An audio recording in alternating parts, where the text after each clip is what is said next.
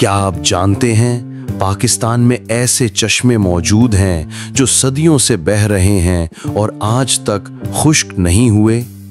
ये सिर्फ पानी के चश्मे नहीं, ये फितरत के वो राज हैं जो बर्फपोश पहाड़ों के दिल से निकलते हैं और इंसान को हैरत में डाल देते हैं। हुंजा के बुलंद पहाड़ों में रश लेक का चश्मा, सवात की वादियों में बहता हुआ शफाफ पानी और बलोचिस्तान के सहरा में मौजूद पीर गायब चश्मा, हर एक अपनी जगह एक अनोखा मोजज़ा है।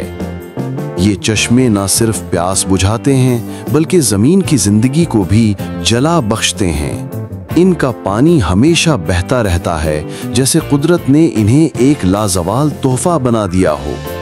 पाकिस्तान का हर चश्मा अपनी एक कहानी रखता है और हम ये कहानियां लेकर आ रहे हैं आपके लिए सिर्फ टूरिस्ट टीवी पर।